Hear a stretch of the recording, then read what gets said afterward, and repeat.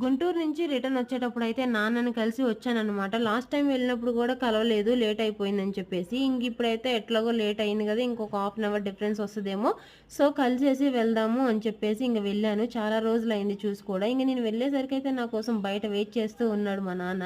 ఇంగా బయట చూసి వెళ్ళగానే మా నాన్న దగ్గర గూడా స్మార్ట్ ఫోన్ ఉంది. రీసెంట్‌గానే తీసుకున్నాడు. నేను వెళ్ళగానే నన్ను ఒక ఫోటో తీసుకున్నాడు. ఇద్దరం కలిసి ఫోటో అయితే తీసుకున్నాము. నా ఫోన్‌లో ఛార్జింగ్ అయిపోవటం వల్ల నేనైతే ఏది గూడా షూట్ చేయలేదు. మా నాన్న దగ్గరికెళ్ళిన అసలు యాక్చువల్‌గా అయితే మా నాన్న దగ్గరికి వెళ్ళిన తర్వాత నేను వీడియో తీసుకుందాం అనుకున్నా. బట్ ఫోన్‌లో ఛార్జింగ్ అయిపోవటం వల్ల నేను తీసుకోలేకపోయాను. అప్పటికి 5:30 అయింది. ఇంక జస్ట్ ఒక 10 మినిట్స్ ఉండి పలకరించేసి మళ్ళీ బయలుదేరాననమాట.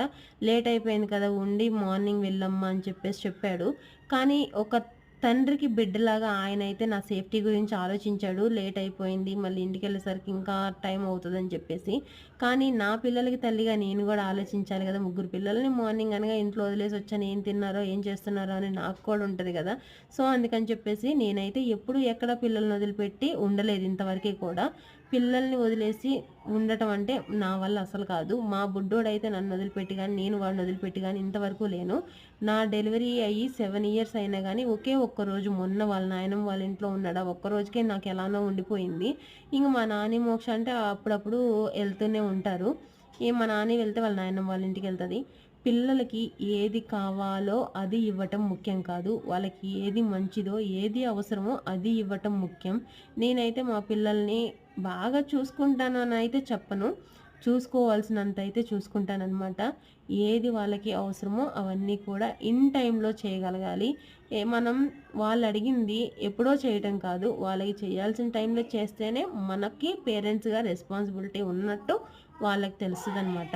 చెప్పాను గదా! లవ్ అంటేనే రెస్పాన్సిబిలిటీ అని. రెస్పాన్సిబిలిటీ లేని లవ్‌ని లవ్ అని అస్సలు చెప్పొద్దు. ఎవరినైనా ప్రేమిస్తున్నామని చెప్పాలి అనంటే ముందు వాళ్ళ మీద మీకు రెస్పాన్సిబిలిటీ ఉందా లేదా అన్నది తెలుసుకోండి.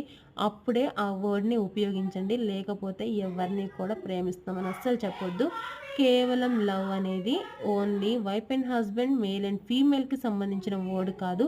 Father and mother, daughter, son, sisters, cousins ఇలా ఎవ్వరికైనా సరే లవ్ ఉంటే రెస్పాన్సిబిలిటీ ఉండాలి. తీసుకోవాలి. తీసుకుంటేనే ఆ లవ్‌ని ఎక్స్‌ప్రెస్ చేస్తేనే మీకు తెలుస్తదనమాట. వీడియో నచ్చితే లైక్ చేసి సబ్స్క్రైబ్ చేసుకోండి.